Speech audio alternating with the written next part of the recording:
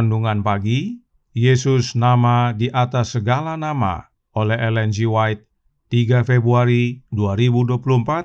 Mari kita berdoa. Bapa kami yang di sorga, Allah pencipta langit dan bumi, laut dan segala isinya, Allah yang maha besar, maha kuasa, sumber segalanya, yang kami sembah selalu melalui anak-Mu yang tunggal, Yesus Kristus. Terpujilah Yesus, anak Allah yang maha tinggi, yang adalah pokok anggur sorgawi bagi kami. Pada pagi hari ini kami bersyukur boleh bangun dan berbakti, dan sebagaimana membaca dan mendengarkan nasihat firman-Mu, kiranya ini menjadi pembaharuan dan pertobatan bagi kami semua, agar kami jangan mau ditipu oleh tipu daya setan. Beserta kami sepanjang perbaktian ini, kehendak-Mu yang jadi. Ampun kami akan dosa dan salah, karena kami berdoa hanya dalam nama Anak Allah yang tunggal, Yesus Kristus, yang adalah Tuhan dan Juru Selamat kami. Amin. Renungan hari ini akan dibacakan oleh Saudara Abraham Andiarto. Kepada Saudara Abraham, kami persilahkan. Selamat hari Sabat, selamat pagi. Renungan pagi kita tanggal 3 Februari tahun 2024. Berjudul Pokok Anggur Surgawi.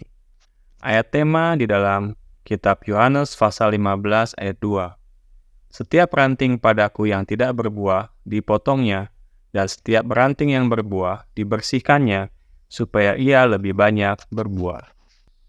Pengikut Kristus diharuskan keluar dari dunia dan memisahkan diri, serta tidak menyentuh yang najis. Dan mereka memegang janji menjadi putra dan putri yang maha tinggi, anggota keluarga kerajaan. Namun jika syarat-syaratnya tidak dipatuhi, mereka tidak bisa mewujudkan pemenuhan janji tersebut. Pengakuan kekristenan bukanlah apa-apa di mata Allah, namun ketaatan yang benar, rendah hati, dan rela terhadap tuntutan-tuntutannya menandakan anak-anak yang diangkat olehnya, penerima rahmat-Nya, yang mengambil bagian dalam keselamatan besarnya. Hal tersebut akan menjadi sesuatu yang istimewa, menjadi tontonan bagi dunia, bagi para malaikat, dan bagi umat manusia. Karakter mereka yang unik dan suci akan terlihat jelas, dan akan secara jelas memisahkan mereka dari dunia, dari kasih sayang dan nafsunya. Saya melihat hanya sedikit di antara kita yang menjawab gambaran ini.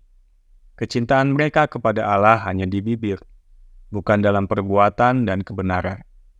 Tindakan mereka, perbuatan mereka, memberi kesaksian tentang mereka bahwa mereka bukanlah anak-anak terang, melainkan anak-anak kegelapan. Pekerjaan mereka tidak dilakukan di dalam Allah, melainkan di dalam keegoisan, di dalam ketidakbenaran. Hati mereka asing terhadap anugerah pembaruannya. Mereka belum mengalami kuasa yang mengubahkan, yang memimpin mereka untuk berjalan sama seperti Kristus berjalan. Mereka yang merupakan ranting-ranting yang hidup dari pokok anggur surgawi akan mengambil bagian dari getah dan makanan dari pokok anggur itu. Ranting-ranting itu bukanlah ranting yang layu dan tidak berbuah, melainkan akan menunjukkan kehidupan dan kekuatan, serta akan tumbuh subur dan menghasilkan buah bagi kemuliaan Allah. Mereka akan berhati-hati untuk meninggalkan segala kejahatan dan menyempurnakan kekudusan dalam takut akan Allah.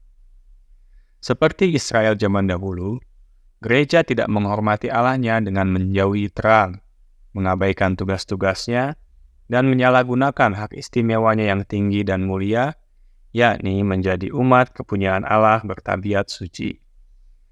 Para anggotanya telah melanggar perjanjian mereka untuk hidup hanya untuk Allah dan Allah saja. Mereka telah bergabung dengan orang-orang yang egois dan cinta dunia. Kesombongan, cinta akan kesenangan, dan dosa telah disayangi, dan Kristus telah pergi. Roh-Nya telah padam di dalam gereja. Setan bekerja berdampingan dengan orang-orang yang mengaku Kristen, namun mereka begitu kekurangan pemahaman rohani, sehingga mereka tidak dapat merasakannya. Dari buahnya lah kamu akan mengenal mereka. Dikutip dari buku Testimonies for the Church, Jilid 2, halaman 441 dan 442.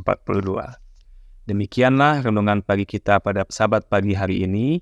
Terima kasih dan Tuhan Yesus memberkati kita semuanya. Terima kasih atas penata layanan Saudara Abraham. Tuhan Yesus memberkati. Selamat pagi saudaraku dalam Tuhan. Selamat hari Sabat.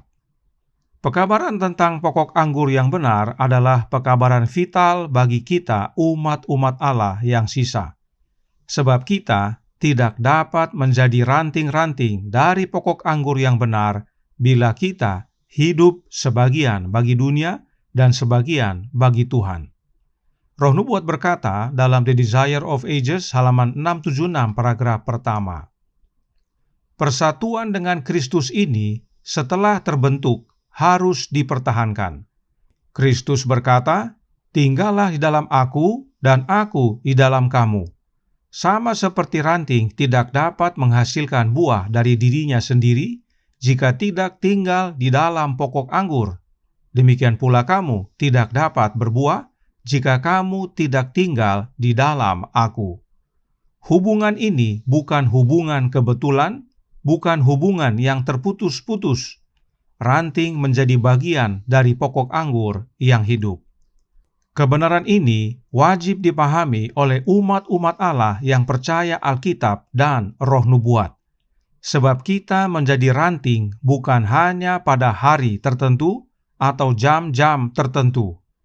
Kita menjadi ranting terus-menerus, setiap hari, setiap jam. Hubungan kita dengan Yesus bukanlah hubungan putus sambung. Menjadi ranting pokok anggur yang benar artinya menjadi satu dengan pokok anggur tersebut. Kenapa kita harus menjadi satu dengan Yesus? Masih dalam paragraf yang sama, Roh Nubuat melanjutkan. The Desire of Ages, halaman 676, paragraf pertama. Bila dipisahkan dari pokok anggur, ranting tersebut tidak dapat hidup. Yesus mengatakan bahwa kamu tidak dapat hidup kalau terpisah dari aku. Hidup yang telah kamu terima daripadaku dapat dipelihara hanya oleh hubungan yang terus-menerus. Tanpa aku, kamu tidak dapat mengalahkan satu dosa atau melawan satu pencobaan. Inilah pentingnya kita harus terus-menerus terhubung kepada Yesus. Kita harus terus-menerus tinggal di dalam Yesus.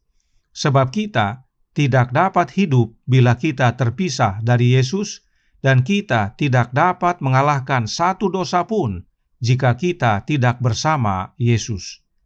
Inilah sebabnya renungan hari ini menasehatkan dalam Jesus, Name Above All Names, halaman 42, paragraf 2. Pengikut Kristus diharuskan keluar dari dunia dan memisahkan diri, serta tidak menyentuh yang najis, dan mereka memegang janji menjadi putra dan putri yang maha tinggi, anggota keluarga kerajaan. Namun, jika syarat-syaratnya tidak dipatuhi, mereka tidak bisa mewujudkan pemenuhan janji tersebut. Karenanya, kita tidak bisa menjadi ranting-rantingnya Yesus jika kita masih terhubung dengan dunia. Kita harus terpisah sepenuhnya dengan dunia agar dapat menjadi ranting-rantingnya Yesus. Namun sayangnya banyak yang tidak mau. Renungan hari ini berkata dalam Jesus Name Above All Names, halaman 42, paragraf 3. Saya melihat hanya sedikit di antara kita yang menjawab gambaran ini. Kecintaan mereka kepada Allah hanya di bibir, bukan dalam perbuatan dan kebenaran. Tindakan mereka, perbuatan mereka, memberi kesaksian tentang mereka bahwa mereka bukanlah anak-anak terang, melainkan anak-anak kegelapan. Hanya sedikit yang mau bersatu dengan Yesus terus-menerus. Hanya sedikit yang mau menjadi rantingnya Yesus. Bagaimana dengan kita? Perhatikan perkataan Roh Nubuat berikut ini dalam Testimonies for the Church, volume 2, halaman 440, paragraf pertama. Dan setan bergembira atas keberhasilannya mengendalikan pikiran begitu banyak orang yang mengaku Kristen. Dia telah menipu mereka melumpuhkan kepekaan mereka dan memasang panji neraka tepat di tengah-tengah mereka, dan mereka begitu tertipu sehingga mereka tidak tahu bahwa Dialah pelakunya. Banyak orang yang sudah tertipu oleh setan, dan karenanya banyak orang yang tidak terhubung dengan Yesus. Saking tertipunya, banyak orang tidak tahu bahwa setanlah pelaku penipuan tersebut. Berikut contoh penipuan setan. Perhatikan baik-baik. Kutipan-kutipan ini seluruhnya diambil dari buku Kerinduan Segala Zaman. Artinya, diambil dari satu buku yang sama. Nah, dalam jilid 1, bab 33, halaman 346, paragraf 3, Nyonya White menuliskan, satu-satunya pertahanan kita melawan kejahatan ialah dengan hadirnya Kristus di dalam hati melalui iman di dalam kebenarannya. Perhatikan kalimat yang paling kiri. Artinya, hanya Yesus saja pertahanan kita. Kemudian, masih dalam buku yang sama, jilid 2, bab 73, Nyonya White menyatakan, dosa dapat dilawan dan dikalahkan hanya dengan perantaraan kuasa oknum ketiga dari kalahan. Siapakah oknum ketiga dari kalahan ini? Apakah dia bukan Yesus? Sebelum kita menjawabnya, kita baca perkataan Yesus dalam bab yang sama, yaitu bab 73, halaman 319, paragraf 2, yang berbunyi, tanpa aku, kamu tidak dapat mengalahkan satu dosa atau melawan satu pencobaan. Lihat kalimat yang paling kanan. Artinya, kita harus selalu bersama Yesus jika mau menang atas dosa dan pencobaan. Sebab memang Yesuslah satu-satunya pertahanan melawan kejahatan.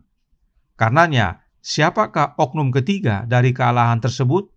Mari kita baca seluruh kalimatnya sebelum banyak yang ditipu dengan penggalan kalimat yang salah.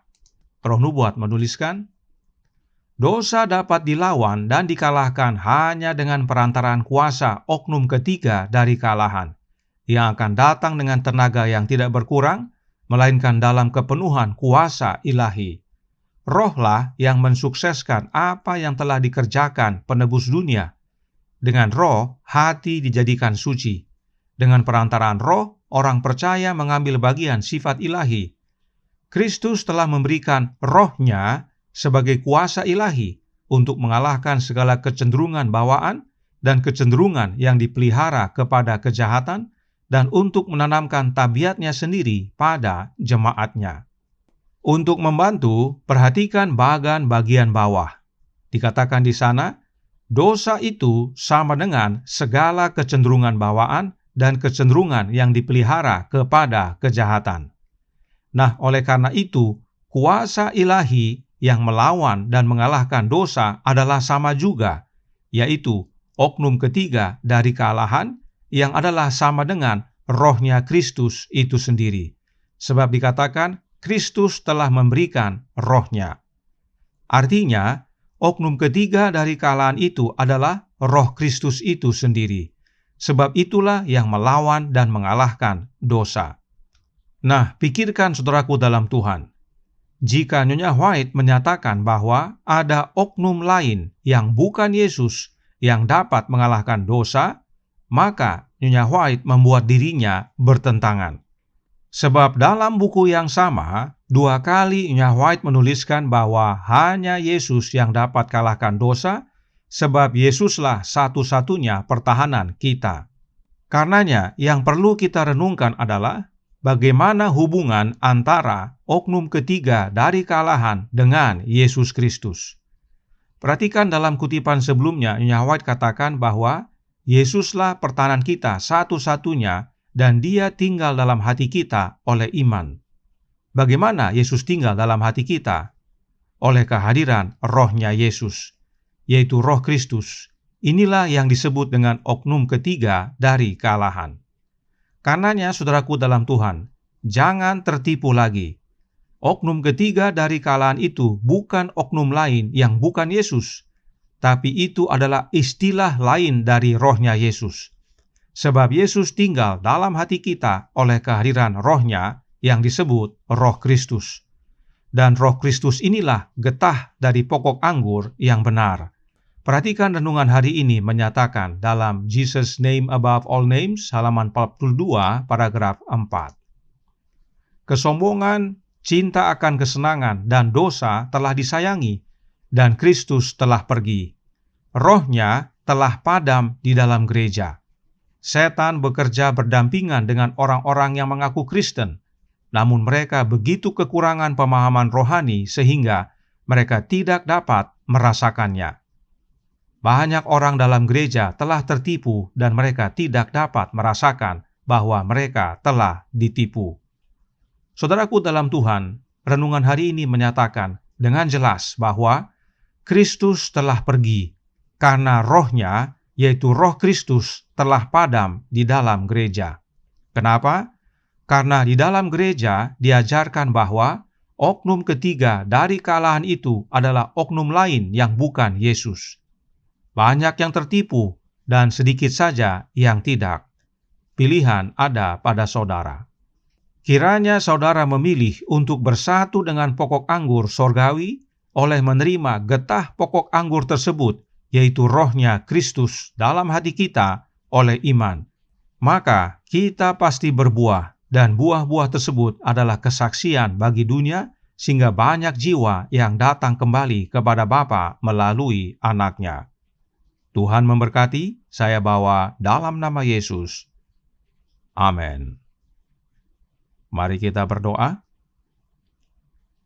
Bapa kami yang di sorga, Allah pencipta langit dan bumi, laut dan segala isinya, Allah yang maha besar, maha kuasa, sumber segalanya, yang kami sembah selalu melalui anak-Mu yang tunggal, Yesus Kristus. Terima kasih atas pekabaran yang sangat menguatkan, vital bagi kami semua, sebab banyak yang sudah tertipu dalam gereja. Dan karena itu, Kristus telah pergi, sebab rohnya telah padam dalam gereja. Karena banyak hamba-hamba Tuhan dalam gereja, teristimewa gereja Advent yang sekarang ini, yang mengajarkan bahwa oknum ketiga dari kealahan itu bukanlah Yesus. Padahal Alkitab dan Roh Nubuat dengan jelas menyatakan bahwa oknum ketiga dari kealahan adalah Kristus itu sendiri, yaitu oleh kehadiran rohnya dalam hati. Karenanya tolong kami ya Bapa, curahkan roh anak-Mu dalam hati ini, sebab hanya oleh kehadiran Kristus dalam hidup kami, maka kami dapat melawan dosa dan pencobaan. Sebab Kristuslah satu-satunya pertahanan kami, sehingga kami dapat mengalahkan kecenderungan-kecenderungan bawaan, kecenderungan kepada kejahatan. Dan bila mana Yesus datang kedua kali, kami semua layak untuk menerima keselamatan. Beserta kami sepanjang hari ini kehendak-Mu yang jadi, ampun kami akan dosa dan salah, karena kami berdoa hanya dalam nama Anak Allah yang tunggal, Yesus Kristus, yang adalah Tuhan dan Juru Selamat kami. Amin.